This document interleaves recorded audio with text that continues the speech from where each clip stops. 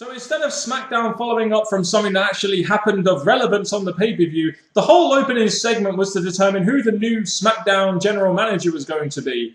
I thought Booker T was the general manager, and he came back from the injury this week. And it's just like, I don't understand why they devoted this much TV time to devoting a new GM when you already had Booker T in there and Teddy Long as his assistant, all that kind of stuff. This whole segment was all about Mr. McMahon coming out and saying that Vicky Guerrero is the SmackDown general manager, even though they've just done a job evaluation on Raw the last couple of weeks. That Vicky Guerrero wasn't doing a very good job on Raw and was replaced with Brad Maddox. I'm just like, why is Vicky Guerrero the SmackDown general manager now? It's just, even though in her promo she said she hates the people. So great pick there, Vince McMahon. You're really showing your age. You know your babyface turn is going really well when you're being phased out of the World Heavyweight Championship, having AJ Lee interrupt in your match and cost you the belt, have it be more about AJ Lee, and then be in the segment after the opener facing Jack Swagger in what was essentially an enhancement match. I don't know about you guys, but it just feels like Dolph Ziggler as a babyface is kind of being phased out of the main event scene. There's going to be a kind of in a mid-card role from now on. And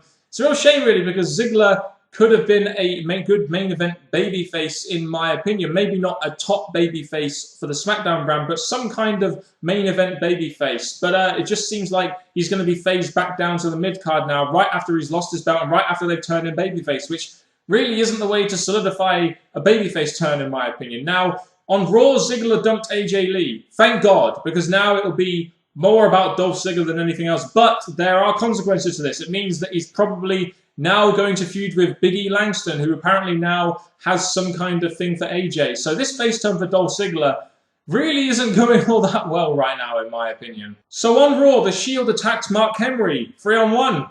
For the fuck of it, I guess they did it just because the Shield can. They can attack whoever the fuck they like. And on this edition of SmackDown, you had a sort of brawl segment between the Shield and the Usos, allowing Mark Henry to come out and even the odds 3-on-3. So I'm guessing after all this great work he's done as a heel, Mark Henry is now face, and this may lead to some sort of six-man tag action. Not really sure where they're going to go with these six people now, but I guess we'll find out going into SummerSlam. So on Raw, we saw John Cena getting to pick his SummerSlam opponent, and it was none other than Daniel Bryan. I'm guessing a lot of fans are going to be happy with this. Finally, Daniel Bryan getting a chance against John Cena in what will probably be the semi-main event of SummerSlam, with Punk and Brock Lesnar being the main event. And there are a couple of good things about this. I mean, it's a fresh matchup for John Cena. We haven't seen Daniel Bryan go up against John Cena yet in any kind of feud, and Cena needs some new, fresh faces to face in the main events for the title. And to all the naysayers that wondered why Daniel Bryan didn't win Money in the Bank, even though he was built up to, well, this is why.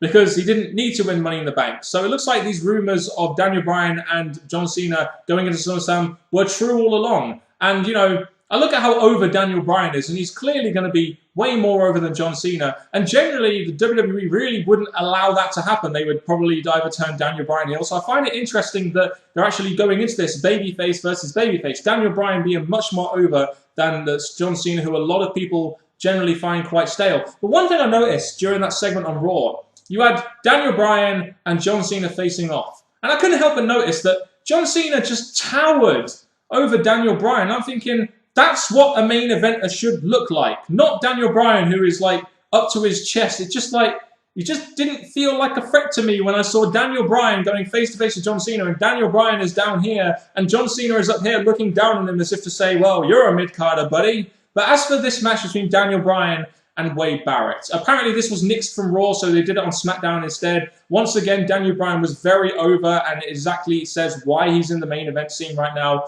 And Barrett pretty much tapped to Daniel Bryan in about a minute. And I'm thinking, man, this Barrett character is just on the downslide once again. WWE can never, ever seem to get it right with Wade Barrett right now. But as for Daniel Bryan, I'm glad to see him in the WWE Championship feud with John Cena. Don't get me wrong, it should be a really good match. So we got some follow-up from Paul Heyman screwing CM Punk at Money in the Bank, starting to build to the big main event feud now between Brock Lesnar and CM Punk. We had a Miz TV segment with Paul Heyman again, and basically Miz just gives Paul Heyman the floor, which kind of defeats the point of a talk show, really. You're supposed to ask people questions, and basically Heyman tells CM Punk to stay away from Lesnar. It was quite a simple segment. I'm guessing most of the build for this big main event feud between Brock Lesnar and CM Punk is going to be on Raw, so I don't really expect to see too much of it on the SmackDown show. At least they gave it a promo segment, and they did, you know, a little bit to forward on the storyline just using Paul Heyman. Curtis Axel versus Chris Jericho for the Intercontinental Championship. Again, it just gets to a point where you've seen a match so many times in such a short space of time, you just don't care about it. And even though this was for the Intercontinental Championship, and even though Curtis Axel won pretty damn clean, I just didn't care about this match. I didn't watch it because I've seen it, 4 times now? I'm just like, can you not use Chris Jericho to maybe put over some other talent if he's going to be going out the door sometime soon, rather than having face off with the same guy, Curtis Axel, so many times?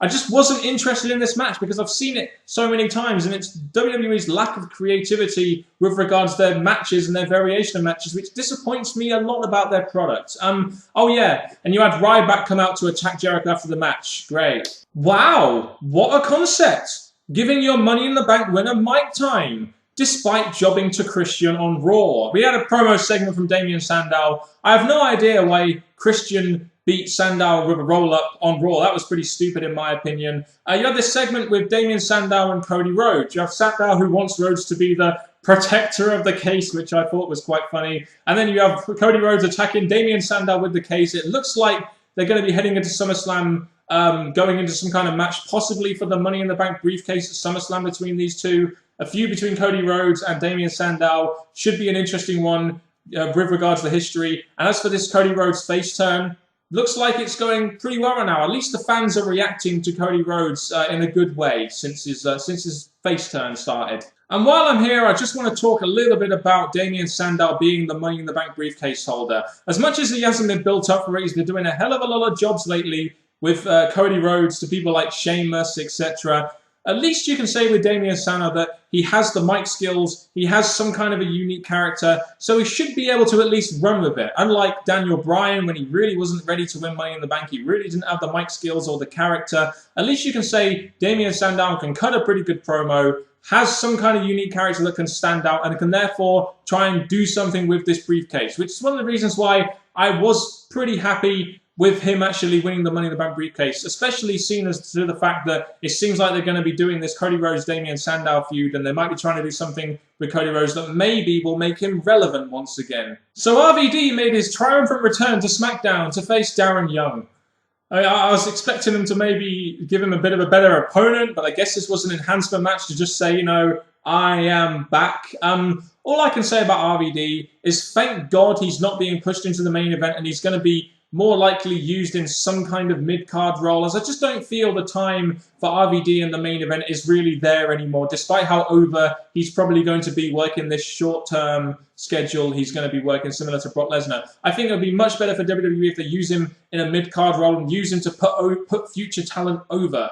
Such people such as Damien Sandow and young talent like that RVD could really put over, even though he's not really known for doing the job. And I guess it'll be interesting to see who WWE have got lined up for RVD to face at SummerSlam. I think maybe having him feud with Curtis Axel for the Intercontinental Championship would be a very good idea. But like I said, I just think RVD should be in that role where he should be putting over young heels, especially with how over he is. And I think Curtis Axel is a good example of the kind of person that RVD could be used to put over a little bit more. As you guys know, I am a massive fan of the Wyatt family, and even though they're prominently featured on Raw, I do watch the Raw segments that they're involved in, and it looks like this week the Wyatt family are taking out R-Truth. I do wonder what they're going to be doing with the Wyatt family going into SummerSlam. The rumours are that they're going to be facing off with Kane, Bray Wyatt versus Kane at some point down the line, which should be a semi-interesting match for the Wyatt family, in my opinion. Also, Big Show is going to be returning on Raw next week. I do wonder whether they're going to be bringing him back as a face, whether they're going to be bringing him back as a heel. I mean, on the Sports Center type things they've been doing on pay-per-view, he's generally been kind of like a babyface. So it'd be interesting to see how they bring Big Show back and how they fit him in going into SummerSlam, because he is still a pretty big player for the WWE, even though it may be more sort of mid-card, upper mid-card role now. Our main event of SmackDown was Randy Orton versus Alberto Del Rio. We've never ever seen this match before, have we? Only about a million freaking times last year. Was very, very surprised here when Randy Orton went over clean on the World Heavyweight Champion. That really did surprise me. And I also found it quite funny how the Raw Money in the Bank winner is ending SmackDown, much like the previous couple of weeks when the Raw Money in the Bank was main eventing SmackDown as well. I just found that quite funny. And apparently Randy Orton was injured from this taping. I think the reason why they've made him injured is because he's going to be cashing in the Money in the Bank at SummerSlam with the John Cena and the Daniel Bryan match, and they want to make it more of a surprise. So I don't think this is a real injury. I think this is more of a work, but who really knows? And as for Randy Orton winning the Money in the Bank, apparently WWE officials felt they should do it because no one saw Orton winning. And I must admit, I didn't really see Orton winning, as I didn't really see the point in putting the briefcase on him. And one of the reasons why Orton has been losing a lot lately is apparently because they felt the need to bring him down to build him back up. And that's not a bad idea. I mean, Randy Orton hasn't really been involved in the title picture for quite some time, and it looks like they may be doing something between him and Bryan down the line with the Money in the Bank briefcase. But I still scratch my head a little bit as to why they gave the briefcase to Randy Orton. And I guess it's like the Schleg Daddy said in the Money in the Bank review. Despite the fact that Randy Orton lost, the Breakfast Club always seems to reign supreme at the end of the day. As for this edition of SmackDown, there was a lot of stuff on this show which we'd seen before, matches that we'd seen before, etc. But it was an okay show. I'm looking forward to seeing how they're going to build up to SummerSlam and WWE's plans going into SummerSlam. It seems like we have the two main event matches kind of set in stone now, CM Punk versus Brock Lesnar and Daniel Bryan versus John Cena. So it should be interesting to see how they fill out the rest of the card. It looks like Damian Sandow and Cody Rhodes could be an interesting feud going forward.